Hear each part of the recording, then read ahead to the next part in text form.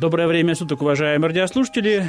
В эфире «Томский благовест» и Азмгрешный Владимир Терентьев вас приветствует. И это программа «Общая Родина», в которой мы общаемся с представителями, обычно это председатели и руководители диаспор национальностей, которые проживают в городе Томске. Ну, до этого мы провели уже несколько встреч.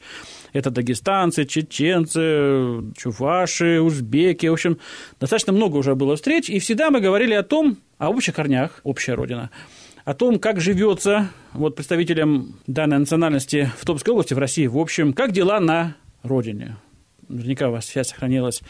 Какие изменения произошли за эти 20 лет? Вот как бы мы 20 лет были врознь, не то чтобы мы были врознь, так случилось. Страны стали разные, поэтому меньше бываем, меньше ездим.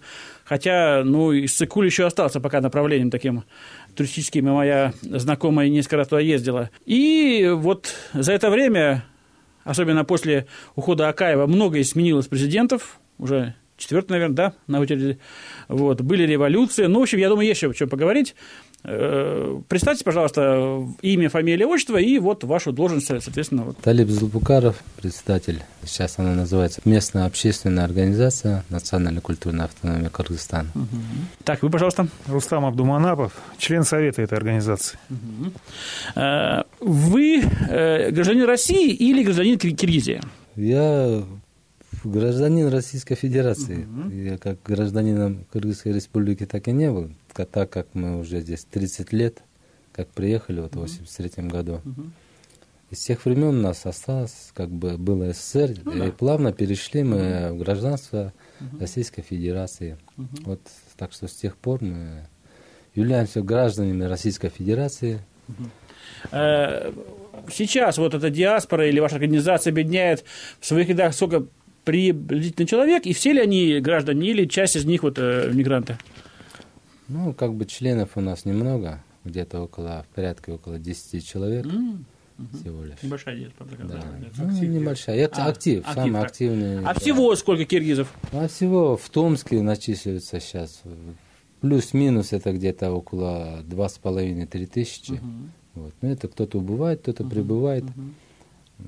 И из них уже гражданство более принято где-то россиян, российских граждан, где-то около 1000 насчитывается. Довольно большая диаспора для небольшой нашей области. А в целом, если взять по России, есть у вас такие данные, сколько людей из Киргизстана прибывает, убывает, и в России какие направления? Кроме Москвы, конечно, понятно, что большинство в Москве, а все-таки есть еще такие области, где тоже достаточно много ребят из Киргизстана? По официальным данным, в данный момент на территории Российской Федерации, тоже плюс-минус, понятно, точных данных нет, проживает порядка 500 000 человек, где-то 500 тысяч. Наиболее крупные диаспоры кыргызов находятся, это, естественно, Москва, потом Екатеринбург, Новосибирск, Красноярск и Иркутск, да. И, как ни странно, еще город Якутск. Почему странно? Это вполне понятная вещь. Еще я хотел добавить, что на самом деле 2-3 тысячи человек для нашего почти полумиллионного города, это мы, пожалуй, самая, наверное, маленькая диаспора из всех диаспор, которые здесь присутствуют.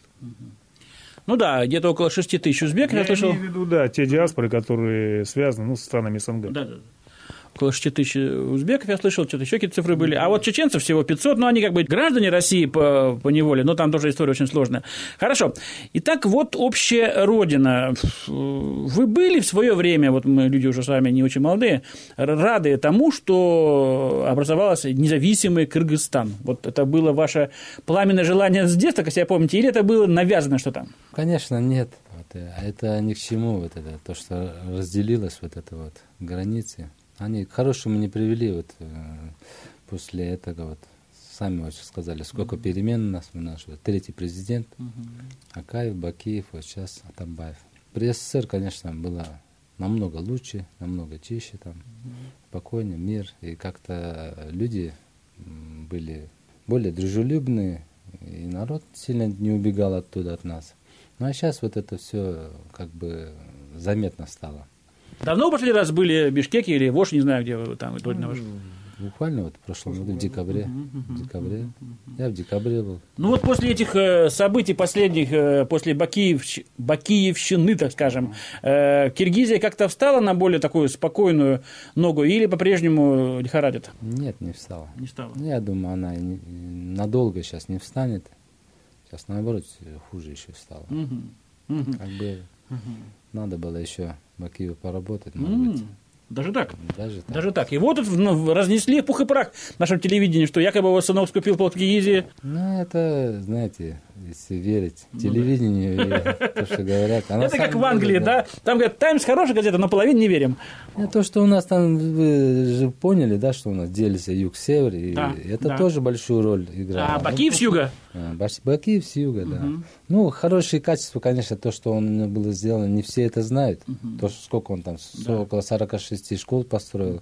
И даже дорогу, которая за столько лет до юга не была построена, ее вот он наконец-то достроил. Мы сейчас на юг вот ездим домой, это тоже южнее.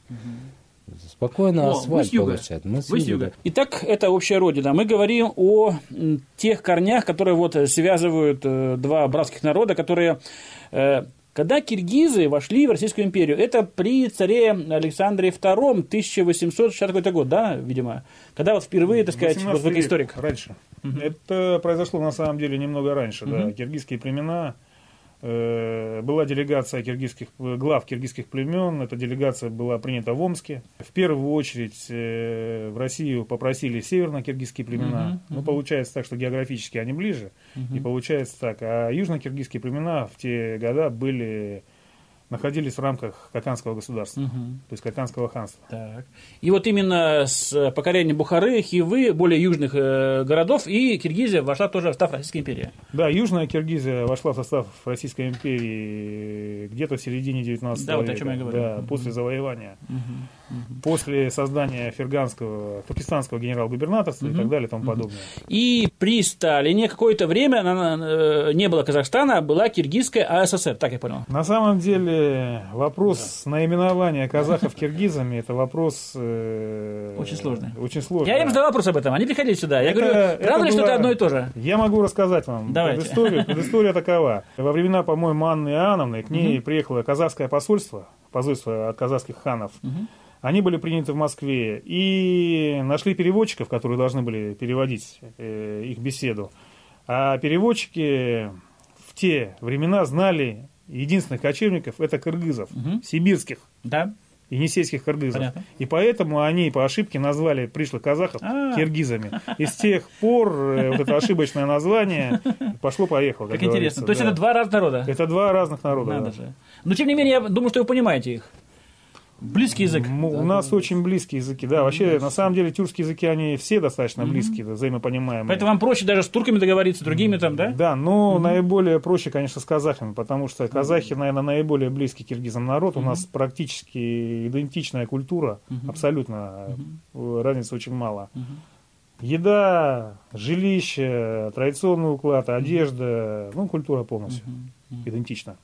Поэтому мы очень хорошо общаемся с казахами. Вот я удивился, что во времена раннего Сталина не было казахская ССР, но была киргизская, которая включала в себя Средний Казахстан. Была киргизская и была Кара-Киргизская. Вот. Автономная область. Это как раз таки мы. Нас называют Кара-киргизами, потому что у киргизов, в отличие от казахов и других тюркских кочевников, никогда не было ханов-чингизидов.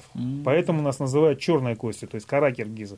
Мы никогда не признавали белую кость, и вообще киргизы всегда отличались, так сказать, военно-демократическим подходом. То есть они всегда были разобщены, то есть у нас всегда была военная демократия, не было ханов таких централизованных.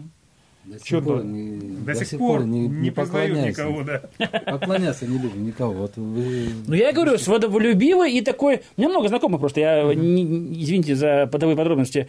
Это люди достаточно, как бы это сказать, в характере, в них есть что такое построже, вот так скажем, чем это обычные, ну, как-то, ну, мы же не военные люди, мы рохли, мы ботаники. А вот с киргизами, с кем я имел дело, ну, в театре даже, кстати, вот актеры, они такие вот, ребята, довольно-таки воинственные, я бы сказал, да, и достаточно независимые. И так вот сейчас так случилось. Кто-то невольно, кто-то уже потом приехал на заработки. Кстати, вот, когда я спрашивал узбеков, они говорят, что очень много кидают. Очень много приезжих людей, ну, не оплачивают. Они что-то строят, любиво там пытаются что-то сделать. В конце концов, приходит дата расчета, значит, у них же ни паспортов, ничего российских. И просто вот с такими обращениями к вам ваши соплеменники обращались, что вот защитите нас от произвола местных, я не знаю, нанимателей труда. Да, таких очень много бывает.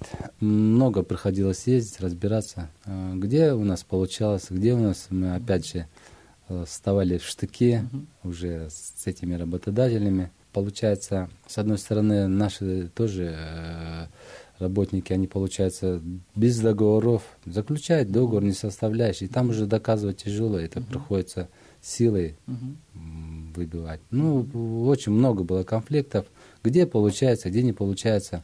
Ну, в основном это такие. Здесь некоторые даже уже научились вот этим пользоваться иностранными гражданами. Да. Так вот работают.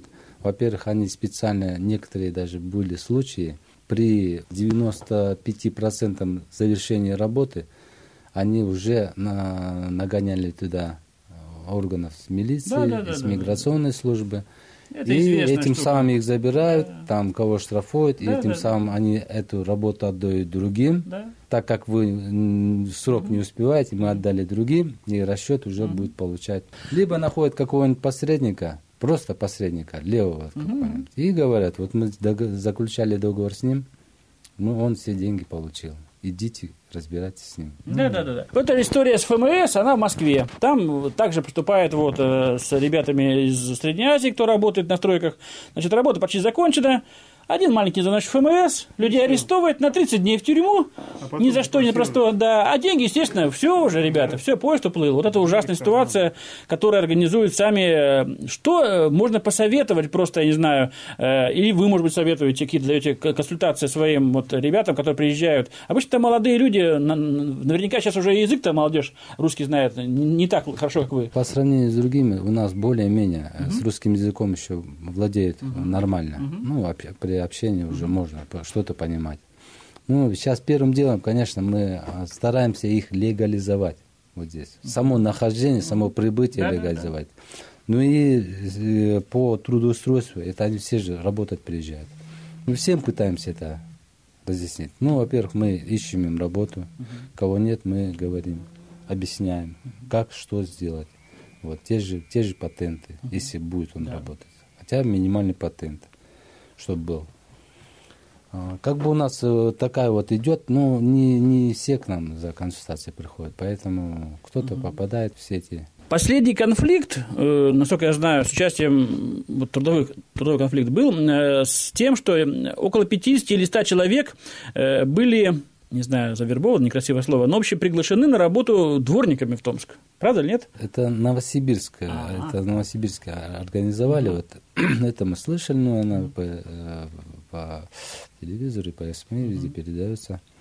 Вот. Ну, с этим тоже здесь небольшое волнение со стороны российских граждан уже стало, что как это вот получают там 16 тысяч зарплата, а наши дворники там получают, российские граждане, там порядка 7-8 тысяч. Это 7 тысяч – это зона одного участка, но можно взять 2, и 3, и 4, если силы есть. Это вопрос решаемый. На самом деле эти люди работают достаточно активно. Я так думаю, что людям будут платить 16 тысяч, они будут махать просто веником и ничего не делать. Вы сами поймите, работодатели не позволят этого сделать. Ну и причина, по которой, как объясняли сами работодатели ЖКУ, они говорят о том, что на самом деле среди местного населения идти дворником, идут работать, люди, скажем так, маргинального склада. То есть неделю работают и вместе, говорит, с униформой, с вениками уходят в отпуск бессрочный. Если уж мы находимся на религиозной радиостанции, сейчас вот за последние 20 лет, по вашим ощущениям, религиозность вот среди киргизов выросла? То есть есть возврат к исламу, к традиционным ценностям, к семейным и прочим? Или такое пока еще вот такое междометие советское осталось? Не, однозначно выросло. Однозначно выросло, потому что ситуация, она развивалась так же, как и в России. То есть, если в советское время или любая религиозность, все же мы были атеистами, и любая религиозность, да, глушилась на корню, как говорится, то после 90-х годов пошел обратный процесс, рассвет, ислам развивается в Киргизии, но не принимает там такие формы, Да. Да, которыми нас постоянно пугают исмаили. На самом деле это умеренный ислам, мы сунниты ханифитского толка, то есть все там нормально, под контролем. Ну, такой вопрос. Я знаю, что в Бишкеке была огромная баптистская община, 1200 человек. Ну, потому что там были немцы, конечно, но все равно очень много все-таки. И я такое слышал краем уха, что якобы в Узбекистане и вроде бы даже и в Киргизстане есть какие-то конфликты между, ну, не властью и протестантами, но, в общем, так немножко поджимает. Вот ваша точка зрения, есть такое или нет? Ну, то есть власти приветствуют инославных или, вот как в Израиле мы знаем, там, нет, спасибо. Власти Киргизии, как и любые другие власти, наверное, с большим недоверием относятся к всяким, ну, как мы их называем, сектами, правильно? Да. Там что-то вроде хабардистов или как там, даже здесь вот ходят, стучатся в двери. Свидетели Иеговы, да. Таких там тоже много, потому что вы поймите, то есть после того, как обрушился, как говорится, железный занавес, туда хлынули все, абсолютно. И исламские секты, и христианские секты, каких только не было там, и буддистские. Поэтому я так думаю, что конфликты в любом случае возникали, учитывая то, что основное население все-таки исповедует ислам. Есть ли будущее вообще у небольших стран, относительно небольших по населению, по территории довольно большие, которые были встроены в советскую систему всей экономикой и остались вот в таких обстоятельствах, ну, в сложном положении. Как вы думаете, в конце концов Киргизия вырулит на такой достаточно высокий уровень экономики, или все-таки это без объединения, без таможенного союза, может быть, почти невозможно? Географическое положение Кыргызстана, отсутствие нефти, газа и так далее, естественно, привело к тому, что республика находится в тяжелом экономическом положении. Но, тем не менее, я так думаю, что создание единой экономической зоны, создание таможенного союза, Кыргызстан туда вступит, мы надеемся, в ближайшее время, вот, все-таки приведет к росту какого-то экономического пространства. Это все происходит, я так думаю, что должно стимулировать экономический какой-то прогресс. Китай в последнее время проявляет заинтересованность в скупке активов в Киргизии, как-то вот, может быть, я не знаю. То есть я знаю, что они во многих странах мира такую политику ведут. Сидя в Томске, сложно говорить о скупке китайцами, да, активов. Ну, на самом деле, я так понимаю, скупают же там аффилированные структуры, и там сложно очень понять, кто стоит за этими людьми, Китай или американцы, или еще кто-то, или те же россияне. Вот. Я знаю, что Казахстан активно скупают россияне в настоящее время, да, очень большой поток московских денег, и практически все крупные предприятия нормальные, да, скупаются россиянами. Ну что ж, вот в каждой диаспоре есть какая-то попытка для членов своей диаспоры о развитии, о сохранении местной культуры. Может быть, это какие-то музыкальные коллективы, может быть, какие-то это народные праздники, я пример говорю, да? То есть такую деятельность вы планируете или осуществляете? Да, мы осуществляем. Ну, у нас вот эти музыкальные, конечно, есть. Сольная программа и хореография существует. Есть вот сейчас маленькие девочки к нам ходят, тренируются на танцы. В основном это и есть. Но в дальнейшем вот планируем сейчас учителя ищем нашего киргиза, князькие киргиза, по русскому языку для обучения детей, русскому и также, наоборот, киргизскому.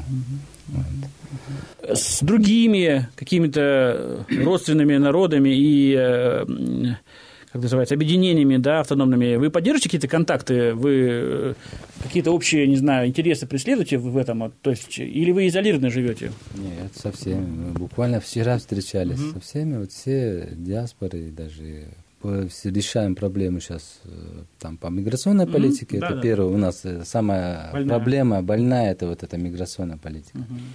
И второе, у нас постоянно проводим спортивные состязания между всеми диаспорами.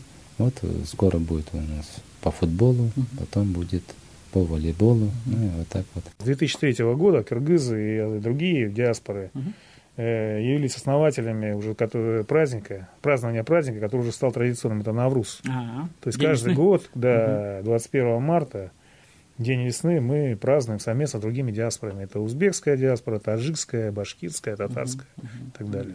Ну вот не могу не заметить про кафе «Ош». Ну, люблю там кушать. Почему оно называлось «Ош» или называется, неважно.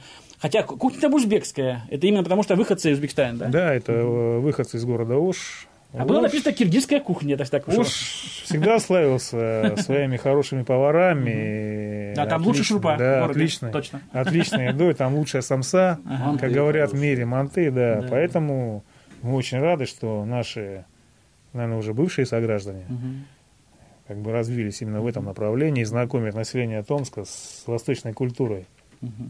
Ну, не все же вот жители Оши, они вот так... Все равно полигород, да, и вообще Киргизия, она вынуждена быть, маленькой империей поневоле. То есть, наверняка, та же политика, которую проводит любая империя, это сглаживание всех противоречий, попытка жить дружно. Собственно говоря, и наша программа об этом, толерантности. Да. Наверное, об этом стоит всегда и говорить, и помнить.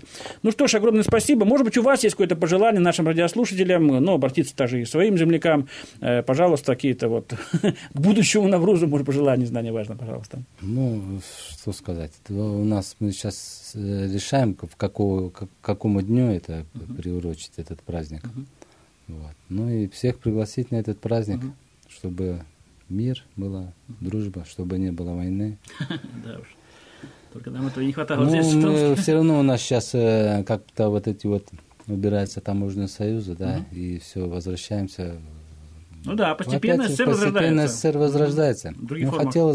Хотелось бы, чтобы вот это вот возродилось. Ну, конечно, за. Ну, что хотел бы я пожелать? Всем здоровья, наверное, пожелаю. Ну и хотел бы сказать то, что несмотря на то, что мы киргизы, или узбеки, или казахи, или кто, мы в первую очередь томичи. Да. И мы ратуем за город Томск, любим этот город, ну и считаем уже его родным, так как находимся здесь уже по 30 лет, и дети наши родились уже здесь, они являются томичами. Язык знает?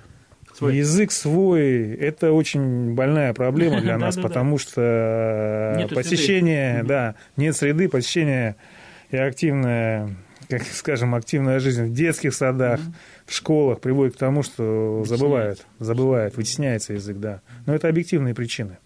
Это наша боль, как говорится. Поэтому мы вот пытаемся... То есть они в детстве говорят на киргизском, а потом постепенно забывают? Да, у меня дочка младшая, когда пришла в детский сад, она не знала русского языка. Мы ей писали специальные слова для... Трудно ей было, бедно. Для воспитательницы.